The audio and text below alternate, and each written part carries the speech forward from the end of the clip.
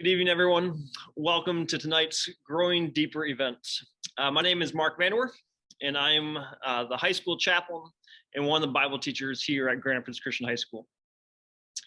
One of the main goals of these Growing Deeper events is for us as a school community to partner together, to encourage each other to faithfully live out our lives of Christian discipleship in this wonderfully good but complex world.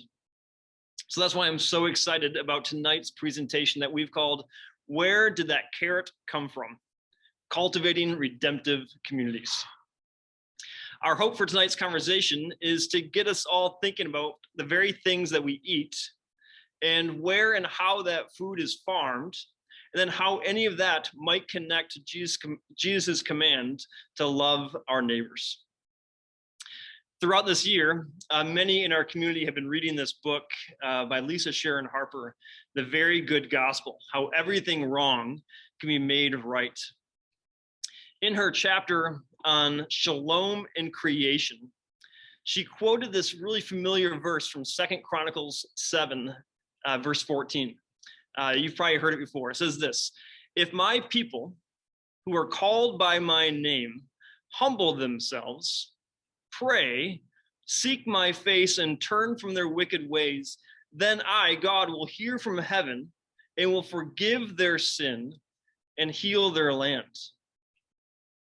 In reading that passage, I've read it a number of times, but this time it struck me in an entirely new way, that the gospel is good news for us because of the forgiveness of sins, but it's also good news for the land. God will heal the land. Tonight's conversation is about ways in which we can partner with God in this redemptive work of caring for God's creation. And so with that, let me open our time in prayer using words from Colossians chapter 1. God, we give you thanks for a community in which we can partner together in this important work of Christian learning and Christian discipleship. And as we engage in tonight's conversation, we ask that you fill us with your knowledge and wisdom that comes from your Spirit, so that we may live lives worthy of you, bearing fruit in every good work. May tonight's conversation bear fruit for your kingdom as well. It's in Christ's name we pray. Amen. In a moment, I'm going to hand things over to Ben Bursma, the principal at Rockford Christian Schools. But before that, I want to describe the format of tonight's conversation. Ben is going to introduce two of our panelists, and they will have about a 25 minutes panel-style conversation. And then followed by that, we'll have 20 to 25 minutes of Q&A. So I really invite and encourage all of you to engage the conversation by leaving questions in the Q&A section. If you're watching via Zoom, there's a Q&A button on the bottom of your screen where you can leave a question. And if you're watching via Facebook Live, you can leave a question in the comment section and we'll get that as well. With that, I want to hand things over to you, Ben. Thanks, Mark. I'm Ben Bursma, principal at Rockford Christian School, although right now I'm in the greenhouse at Grand Rapids Christian High School. It's great. It smells like earth and living things here. I want to tell you about my 2.5-year-old, Leon. Tonight's title kind of was inspired by him. He asks where everything comes from. Where did that plant come from? Where did the cows come from? What's this called? Where did that carrot come from? I don't know the last time you've wondered that, like, where did this carrot come from? But the answer to that has kind of an important thing. The answer to those kinds of questions root us to communities. They speak to where we're from and who we're connected to, who our neighbors are. And I'm really excited to hear from two gentlemen I've gotten to know well this year, Mr. Phil Warners and Mr. Mike Edwardson, because they're doing this work in really unique ways. So I hope together we can learn a bit about not just where carrots come from, but where we're placed and where God's placed us and how we can be a part of redemptive communities. So I'd like to first introduce Mr. Phil Warners. He's the Director of Outdoor Education at Rockford Christian School. Phil, you want to just say hi and say a bit about what you get to do every day? Yeah, my name is Phil Warners. I'm a kindergarten through 8th grade outdoor education teacher, which means I get to be outdoors, which is a good thing for me. This is a first year we've ever had a position like this. And as far as I can tell, it's been both worthwhile and successful. But it's also very needed. Great. And part of Phil's job is not just to teach outdoor education, but it's to form community partnerships. And one of those partnerships we've been able to form this year is with Plainsong Farm, where Mike Edwardson is the farm director and co-founder. So Mike, you want to say a little bit about Plainsong Farm and who you are? Absolutely, Ben. Yeah, my name is Mike Edwardson, and I'm the farm director and the farm-based educator here at Plainsong Farm. And Plainsong Farm is a nonprofit educational farm, and we're all about cultivating connections between people, places, and God. We want to nurture belonging and the radical renewal of God's world. So what I get to do each and every day is I get to answer that question of where do the carrots come from? Because I'm the one who planted them and pulling them out, or get the opportunity to work with students in schools like Rockford Christian that we get to bring to the farm to teach how the environment, how creation is an important part of our community, as well as it's an important part of our faith. Plainsong Farm also runs a CSA, which stands for Community Supported Agriculture. So we grow produce for our community, as well as work with congregations and churches to reimagine how they can use their land to better impact their community and to better foster a relationship with God. Great, thank you guys. It's just a little bit after 7 here, and I don't know about you, but my family ate dinner close to 2 hours ago. So just to get us started, I'm curious, what time do you guys normally eat dinner, and what's usually on the table? We usually eat dinner sometime after basketball practice and sometime before church and somewhere in between there. I still have 2 children at home, and so it's still a race and chase sometime. But family meals are important, and we do our best to try to have those together. Yeah, and I have 2 girls of my own, 8 and 4.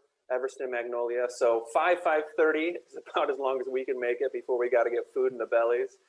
And what's on the table for me and my family is I love just rice, beans, and garden vegetables. So that's why I love the spring and summer season coming up, as you just walk outside and pick all those things, throw them in a skillet, heat it up, and you're good to go. Well, I'm glad both of you guys brought up your children, and I'm curious if you can think back to your own childhood for a minute and think about, I'm wondering if you could describe the kind of formative experiences you had in and around creation. Mike, I'm always going first. You go first. I'll go first this time. Yeah, so a big thing for me, I'm a camp kid. So I grew up in northern Michigan, running through the woods on the shores of Petoskey and different things like that. So I have these experiences of just running through the woods as a child, and just being outdoors. You're kind of living by the light of the fire. You're eating beneath the sky and the stars. And there was this connection that felt normal, that felt right. So there's something there that I can't get rid of. I want to go run through the woods every day, and I end up doing that. I need to be outside with my hands in the soil. So I think those times at camp and just being able to explore and wonder and wander throughout like the woods and the forest were very formative for me. Yeah, for me, I had the privilege of growing up in a family that traveled a lot in the summer. And since my father was a teacher, it wasn't the hotels and the resorts, it was the tents and campgrounds. And so there's multiple memories I have of those magic moments. And one in particular, I remember we were driving across the desert on our way to California. It had been so hot that day that we decided to drive through the night. My dad got tired and we decided to pull off to the side of the road, and he and I were the only two awake in the car. We laid on our backs on the tent camper we were pulling behind us, and I think I counted to about 243 stars, but there were a bazillion. And it's just one of those God moments that as a kid, you just are spellbound by. And, but yeah, the woods and camping, backpacking, to this day, that's where I find my strength. And you guys both have jobs where you get to work with kids outside. And I'm wondering if you can speak a bit to why it's important for students and kids today to have those same kind of experiences. Well, I think more and more kids can be isolated and insulated from the outdoors. We can even get our food via shipped, as opposed to even leaving the house to go to a grocery store. Our kids have the ability to move their thumbs faster than any kid in my generation did. And so you couple that with the notion that good parenting involves comfort, safety, and cleanliness, and outdoors doesn't always fit because there's adventure and there might be a little bit of danger. And so our kids, without our even knowing it, I think, are becoming less and less involved in the outdoors just on a day-to-day basis. We need to offer opportunities for those kids to get back in touch with the outdoors.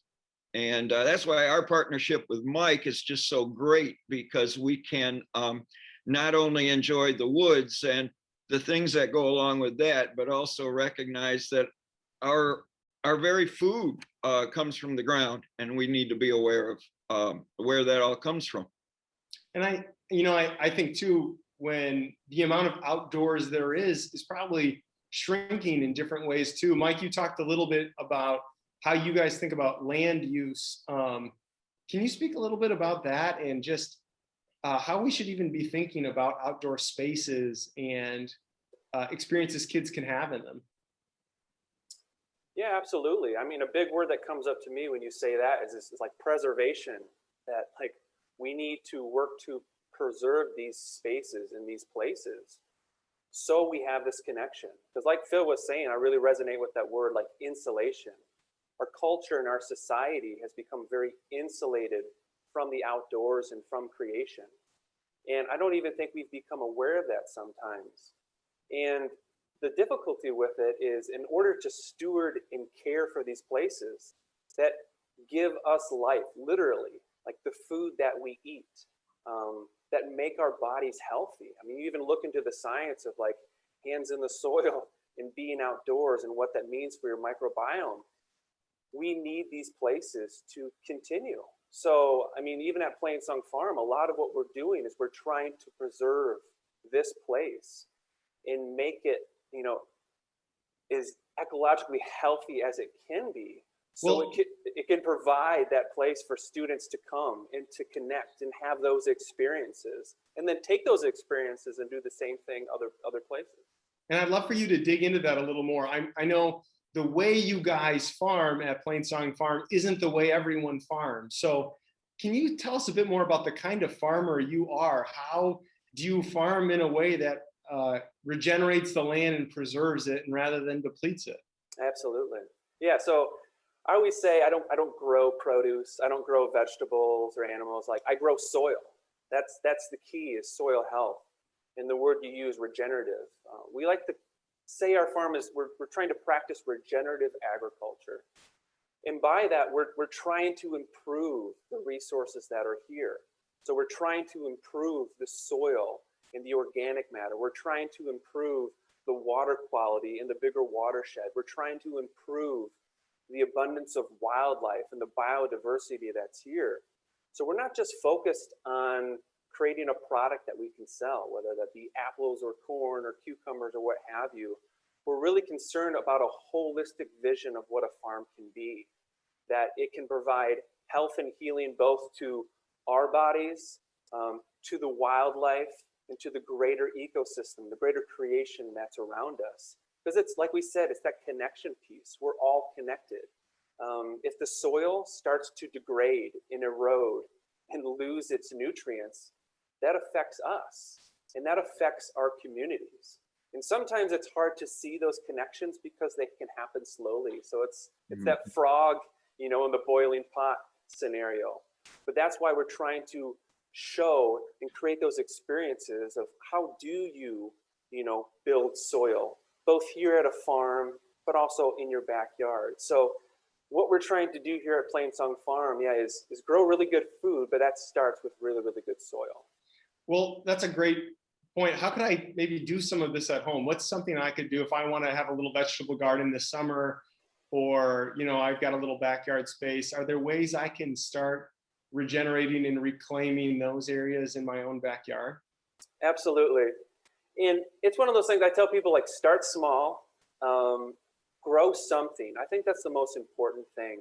You really start to develop that relationship. And the biggest thing I've seen at Plainsong Farm for me is, like, the land will teach you things. I mean, it's a mutual relationship. So when you can just grow a small thing, whether that be a tomato plant or a basil plant, even in a pot on your porch, you learn things, you develop a connection. And it just opens up, again, that, like, curiosity that we see in our students to wonder. It's like, why is my basil wilting? Am I watering it too much? I'm not watering enough. And you kind of get that, like I said, curiosity and learn from that. But I always encourage folks, like, start small and applaud yourself for doing something. A lot of these things fall into, like, if I don't create a homestead, if I'm not living off the land and growing all the food that me and my family eat, then, like, what's the point if I can't go all the way? And it's like, no. Just start simple, start small, grow what you love, and start developing that connection. And again, another thing is just slow down and learn your place. So what is around you? Do you know the names of the trees that are in your yard if you have trees, or bushes or shrubs, or what is growing? Go out with books from the library and see, like, what different insects and bugs and wildlife and birds, and just start developing that relationship. And I see, like, once that happens, you just kind of start to stumble into these other things of curiosity and wondering, like, well, what else is out there? What else can I do? So I think those are some good starting points. Yeah, and it makes me think, before we started, we had an environmental science program at Rockford Christian, and we've really expanded that to a school-wide thing. And so often we would go other places to do outdoor ed. And I'm wondering, Phil, if you can talk a bit about how you've gotten students to slow down in your classes, observe the world around them. How does that happen for a kindergartner who they feel to be in constant motion? And how do you get an 8th grader who you need to get motion into? How do you do that in your classroom? How do you get them to notice a place, and how have you done it this year? Well, I haven't slowed down all the kindergartners, that's for sure. But dovetailing on something Mike was saying, and Mike, I want you to expound on your connection to the social justice piece through all of what you do too, because all of this talk is also connected to this notion of social justice. When I was able to confront my middle schoolers with the fact that 40% of the food that gets produced in our nation ends up in a landfill or the incinerator, and we still have 11% of people in Kent County that are food insecure. All of a sudden, you see these kids, their eyes just say, wait a minute, something's wrong here. We need to see if we can fix this. And, when we end up going then to Mike's visit, or to Mike's place, and these kids can see an alternative to the way things are going on, that runs a full circle, and the connections have been made. I also think, there's times when I just say to the kids, here's your list of things to do. Go sit down in your sit spot and do nothing for the first 10 minutes. Listen, smell, see, feel, and just allow the world that God gave us to speak to you. We believe that God reveals himself through nature as well as through scripture, general revelation, special revelation. We don't always let the general revelation do its thing. We sometimes are so busy checking things off a list or hurrying to the next thing or worrying about our power cords or how much charge we have left on our machines. We don't slow down. So when Mike says slow down, I think that's a really important piece of the puzzle that often gets overlooked. But Mike, with all your produce, what is it? Who does Plainsong's farm then end up serving and that kind of thing? Yeah, a big part of why we grow food at Plainsong Farm is to make sure that it's accessible to everyone in our community. Because it is something that connects us all. We always like to start with food. It's like everyone has to eat to live, as far as I know. So it is one of those things that connects us all. But you see through that there's actually a lot of challenges and hurdles, and there's a lot of mishaps with that connection, that not everyone has access to all of this food, especially really good food that's healthy and nutritious for you. The kind of food that we're trying to grow here at Plainsong Farm and that other local farms in the area are trying to grow. So we've developed partnerships with North Kent Connect as well as Grand Rapids Community College to make sure that we can provide produce, like nutrient-dense vegetables, for clients and students at these places, because oftentimes this type of food is not accessible. Maybe because it's too expensive, maybe because of transportation issues of getting there. So that's a big part of what it means. I was talking about that holistic piece. Mm-hmm. It's not just about a product to sell for profit. It also has to do with our bodily health, the soil health, but it also has to do with the justice piece, to make sure, like, is everyone have access to this food? Because the food that we put in our body does have so much impact on our health and the health of the community. So we're trying to make sure that everyone can get fed and get fed well, because that's just so empowering. I mean, I even think of it when you have a good meal and you feel well fed, like you're just empowered and motivated to go out and live your fullest life. So yeah, that's a big part of what we're trying to do here at Plainsong. Now you gotta excuse me. I'm a principal, so I'm looking for a homework assignment, and so far I've heard grow something, and start small. What other homework assignments can we give? And they don't have to be graded, but I'm wondering, what can our kids do? What can we do besides just growing something? Well, I think it comes to the top of my idea pile right away is lead your family by example. If you don't recycle, recycle. If you don't know how to recycle, ask me. I can help you. But we got to set the pattern for our kids. When we have this opportunity to just go for a walk on a Sunday afternoon, go for a walk and keep your phone at home. You don't need to check your email while you're out walking. It's simple, but get outside. And it's okay to get a little wet if it's raining. Kids love to stomp in the mud. Let them. It's kind of funny to watch sometimes, especially if they fall. So yeah, I mean, Mike, go for it. But you got to get started. You can't just sit there thinking about, oh yeah, this is important. Maybe I'll do it someday. Yeah, just do it. I think a concrete activity that's great for families and students is like a know your place map.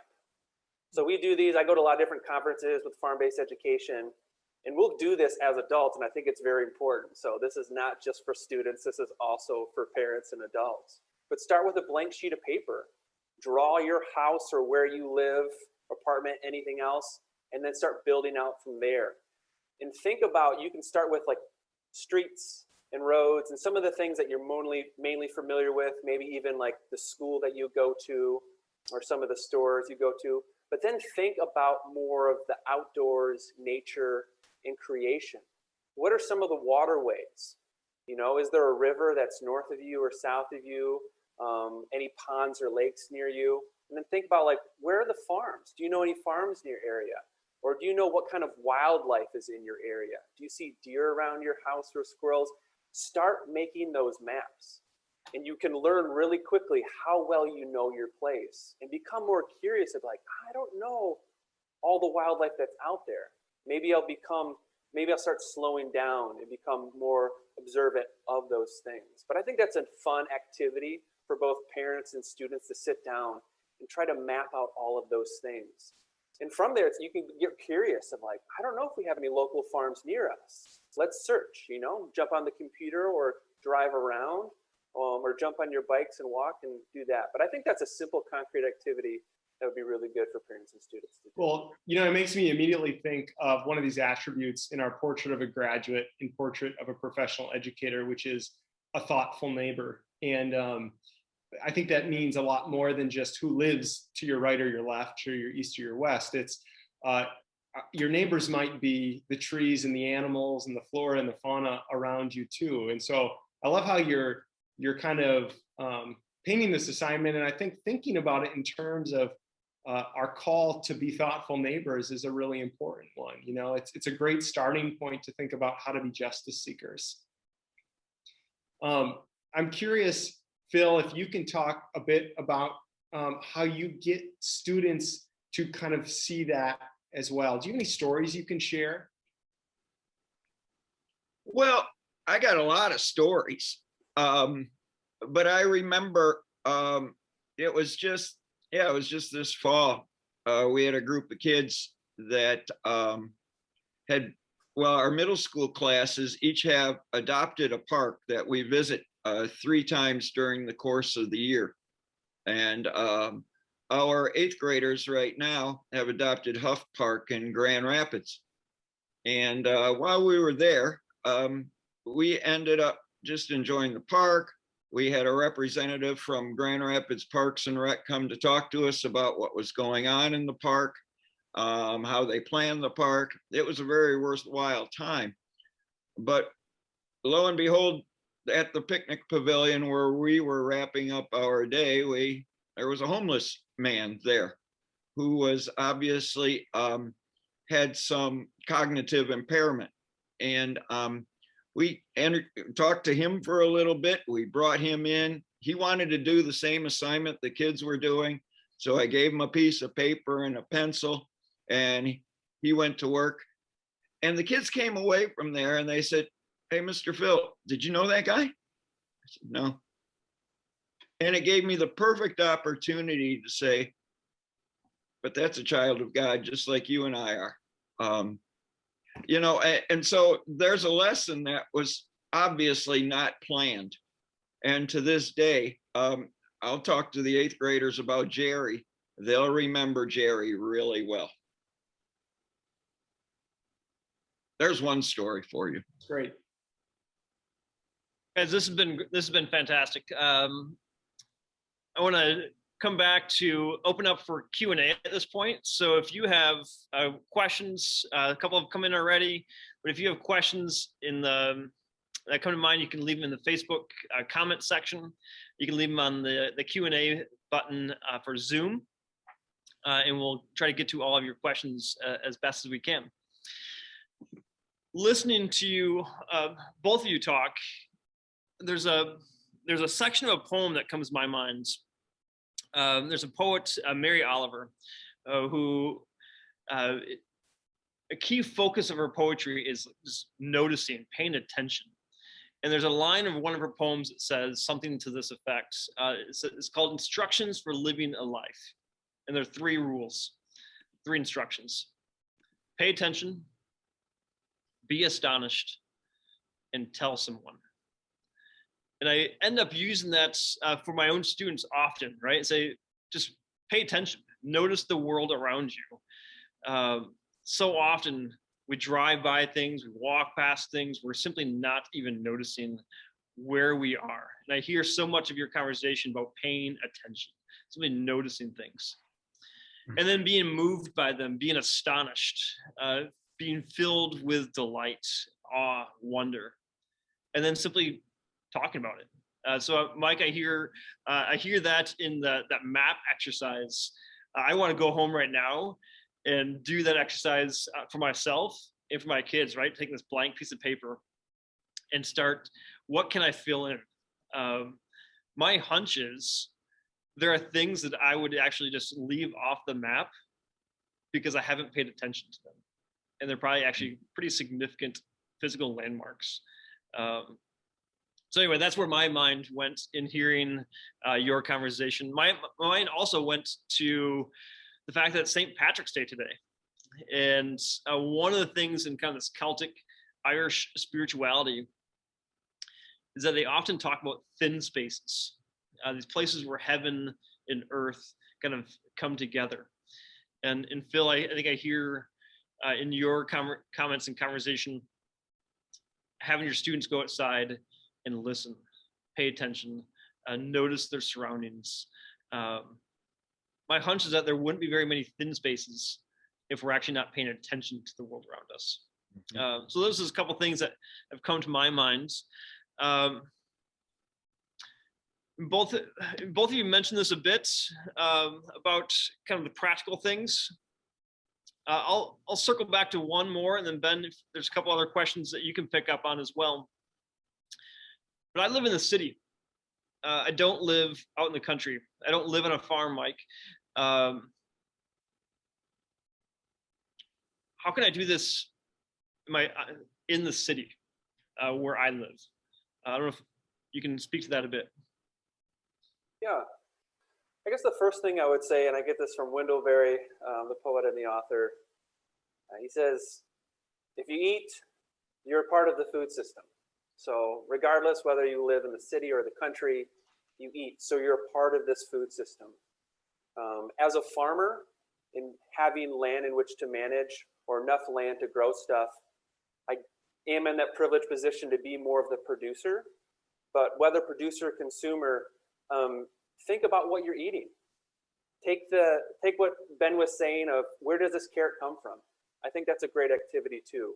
I know my family and I have done that certain times for Lent of trying to trace back all the ingredients of everything we're eating for a certain period of time. And after, calling the M&M factory and trying to figure out where they're getting their peanuts from, it gets very difficult. But I think you can start there of like, what are you eating? And even in the city, there are farmers markets. Farmers and farms will come in, do there. And there's a lot within the city that has everything to do with stewarding our place and stewarding the land around us. There's a lot of things in terms of green infrastructures, parks, trying to create green spaces so that we have healthier urban environments to get out and do those things. So, contact organizations, watershed organizations, WEMIAC that are working with environmental things, research what are local farmers markets around you. Start there, learn your local farms and your local farmers, and see where that takes you. Great. Here's a question kind of along those lines, Mike. If you had to change one behavior in all people starting tomorrow, what would it be? What do you get the most bang for the buck for? What's one behavior you could change if you could? One behavior.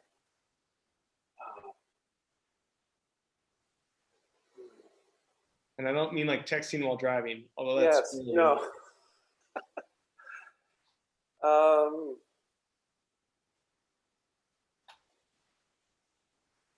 I think so that I can rescue my friend Mike and give him a moment to think. Love your neighbor. And that encapsulates so much of what we're just talking about. What is it that my neighbor needs? How can I help my neighbor? How can I teach my neighbor? How can my neighbor teach me? But just open up that sense of loving our neighbors. It's a really good place to start. Yeah. And now Mike's going to say I took his answer. No, I think I would answer that with like more curiosity. Mm-hmm. And that's the one thing I love working with students, and especially the younger ones, where Phil's talking about trying to keep the kindergartners in track, is you can't go on a hike without getting more than 2 feet, without everyone stopped and pointing out different things and picking different things. Like, they're just so curious and observant and aware and sensitive to their surroundings. And I think that even falls into the loving the neighbor piece. If we're truly curious about like, who is this other person? Who is this child of God? Rather than like, what is my agenda and what can I get out of this conversation or what can I get out of this interaction? But being curious and truly listening to, who is around us and what is around us, I think we start discovering some of these things of like, oh, I have a lot more neighbors than I thought I did, or there's a lot more people hurting in this world than I thought there was, not just me. So I think that curiosity piece would be one thing I would try to better instill. That there's a question that says, I heard that being outside is good for kids' physical and social development. Can you talk more about that? But even as you were talking, I'm thinking about my own 2.5-year-old that when we're inside surrounded by all these toys, he can pretty quickly lose interest and move around. And it's amazing when we go outside how he can like zero in on something and his attention and his focus, and it's almost like he's a different kind of kid. He's better regulated. I don't know if you guys can speak a little bit to the benefits that you see in kids socially, physically, mentally, spiritually of being outdoors. Absolutely. Go ahead, Mike. Phil. All right. I was going to say, it's very simple to see it spiritually. If we talk about how God created the world and then we never spend any time out in it, there's obviously something missing. One of the games I like to play with kids every so often is, all right, look at this. It's brown. But now look at this brown. How are these two different? And now here's a third brown. They're not all the same. Notice those things. That notion of curiosity, Mike, is huge, right? Who are the most curious? Kindergartners, first graders. And somehow we have kind of asked our kids to lose that sense of curiosity so that they can perform well on a test or write an essay instead of continuing to enhance that curiosity. I said before, I don't know how many times this year I've started sentences with, I wonder why, blankety blank blank. That sense of curiosity is just huge, and it needs nurturing and it needs encouragement. The world is our playground, and it's our classroom, and we learn from it, especially with kids and students. It's like we need to teach them how to fall. And until they climb up a tree and fall, they actually won't know how to fall well. And if they can hurt themselves if they don't have those experiences. It's very counterintuitive. And as a parent, I know this. You have this kind of like, I want to protect them. But the best way in which to protect them physically is to have them learn through their environment. Because it's far like we are embodied beings. And that's how we move in the world. So we need to learn those things. And like I was talking about before with the microbiome, it's kind of scary when you think about it, but like we have more bacteria cells in our bodies than we do human cells in our bodies. And then we have tenfold when you talk about fungi to bacteria. So like we exist in interaction with our surroundings. So we can't be insulated. We actually have to be exposed. We need exposure. And that's why you see all these scientific studies coming out of, families with pets or dogs that go out and pick up things and come back actually are healthier, have less allergies or, asthma problems and things like that. So it's getting your kids outside is so healthy for them. And like I said, if it's a safe environment, like take their shoes off, let them feel the ground, let them feel the earth, get the sunshine, and learn from their environment. Just because it is like spiritually, physically, emotionally, all those things just, improve when we have the ability to use the world as our, our playground and as our classroom as an independent. And that it doesn't change, right? We've done some professional development this year as teachers around outdoor education, and a big light bulb moment for me was when we were talking about recess and free play of our job as teachers isn't necessarily just to supervise. And when we actually enter into play with our kids, when we even ask, can I play tag with you? Or what are you doing? Can I help build it with you? and you become a partner in play, the need for supervision goes away. And in fact, you find yourself having a lot of fun. So I'd encourage you all too to think about, it's not just getting your kids outside, but joining them in it and experiencing with them, because I think the benefits are just as real for us too, even though we're grown. Mike, you've talked about a couple interesting things, especially around soil. I think maybe a lot of us haven't ever thought about a farm growing soil. And I remember even one of the times I talked to you, you talked about Genesis and God breathing life into soil and how we're soil formed creatures. Can you talk a bit more about what do you mean by improving the health of the soil? And how does that connect to a scientific and a spiritual way? Yeah, let's talk about the scientific piece first. Kind of the nitty gritty of the farm and how we grow.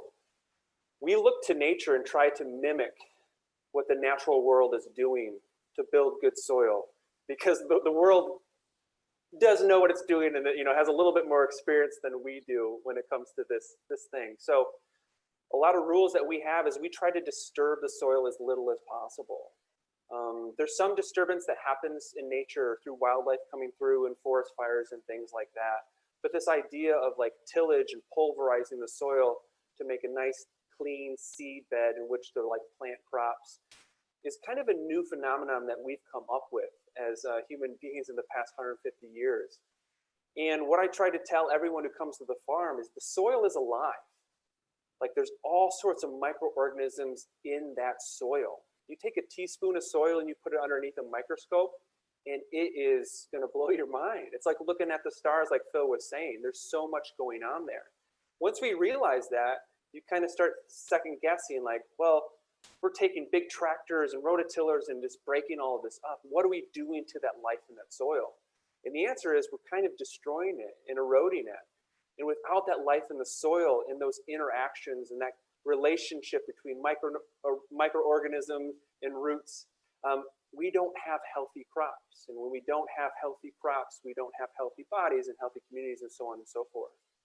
So a big part of that is like we want to keep the soil covered. We grow things we call cover crops or green manure. So we're growing, grasses and clovers and all these things in which to put nutrients back into the soil and even draw down carbon from the atmosphere and put it back into the soil.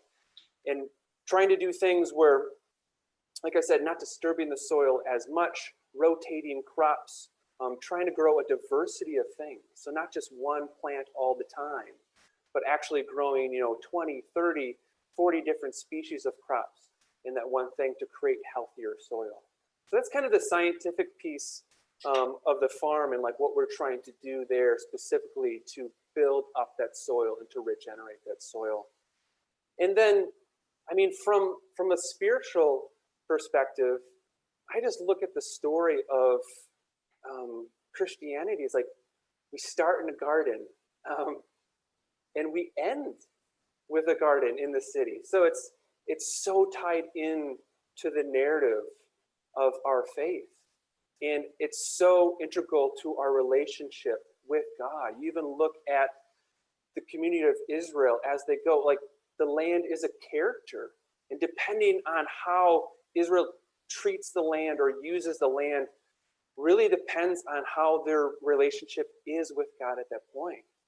And it's a journey. And I always like to tell people, it's like, we don't have to get it perfect right now. There's so much grace built in to this soil. There's so much grace that God has put in this world to support us and to strengthen us and to help us learn as we go on. And I just think of the, coming out of Egypt is a really big story for me of trying to unlearn a lot of those systems of scarcity and slavery and just a certain power structure so that you can enter into the promised land. It's going to take effort from us to learn how we can actually steward and care for this earth well. And that might be going through some deserts at times. But the soil is so integral, I think, to our relationship to each other and our relationship to God. It's something that we need to keep at the forefront. Oh, that's deep. That's great. Thanks. You know, as a principal, former teacher, I know that, you know, we can hear this and listen to it, but it's no substitute for seeing it and experiencing it ourselves. We had a question about, is there space for other classes and people to come to Plainsong Farm and come to Rockford Christian to see the things that are happening? And I can speak for Rockford Christian when I say, absolutely. You know, we've got a 36-acre campus with woods and fields and lots of happy kids, and we'd love to have you there. And I know Phil is always open to having people tag along too. So I don't know if there's ways to get involved, you know, Mike or Phil, if there's things that come to mind, but I think people are interested in knowing about those opportunities. Yeah, for Plainsong, plainsongfarm.com, if you go to our website, you can find out a lot of information there, or sign up for our mailing list to get updates on different events and happenings in the farm. Like I said, we do produce food, so there's a way to be a part of that, of being a CSA member. We also do a lot of educational opportunities and programming and events on site, talking about a lot of these things and a lot of that like intersection between food and faith. So if you're curious about those, check out our website, and all our contact information is there. I think at Rockford Christian, we have a lot of projects going on right now, but honestly, we don't want your help. We want the kids to be doing the work. That gives them a greater sense of ownership in what's going on. But all of this, what Mike has had to say too, I just feel like we need to give our kids positive experiences outdoors. If we don't, I'm afraid that the environmentalists 30 years from now will be fewer and far between, because there's just, if we've insulated them so well, we don't give them those positive experiences. Why should they care about the environment? Today's the day for us to do that. Hey, you'd mentioned, Phil, too, this stat that of 11% food insecurity. And I'm kind of curious, what were some of the things your middle schoolers came up with of since this feels wrong, what we can do about it? And maybe, Mike, you can say a bit, how do you guys deal with that too at the farm? One of the things that we have ongoing in my classroom is our Pop Can Spare Change Fund. And every month we pick another organization to give the money to. And one month we raised $450 through Pop Cans and Spare Change. Whether it's Meltrotter Ministries, Mike, you should have got a check from us at Plainsong, but different organizations that are doing the good work out there. My kids have been blessed by the fact that they know they're blessing others. Yeah. A program that we have at Plainsong is called the Good News Garden Program, and we started this past year. And we grow seedlings and have seeds that we distribute to both households and churches, and then provide gardening education. So I make these fun YouTube-like videos. So if you want to see me being goofy and talking about farming, we provide people with education on how to grow their own food.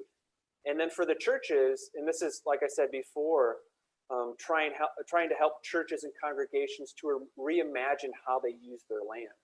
So we're trying to show churches of like, maybe you can have some raised garden beds, and that can help supply maybe the food pantry that you already have going. And that way it's not just staple canned goods, but you're also giving fresh produce. Like I said, that's very nutrient dense and very empowering and uplifting to a lot of the people receiving these things. So a big part of what we try to do is empower people to grow their own food, use the land that's there, and being creative with it. And that's even going back to being in the city. It's like you can have a very small plot and grow a lot of food. That's why I love bringing people to Plainsong, because sometimes we have this idea of a farm, you know, it's hundreds and thousands of acres, and they'll come to Plainsong, they're like, well, it's not as big as I thought it was. But then we talk about how much food we produce and how many members we have and how many pounds we're able to get to, you know, North Ken or GRCC.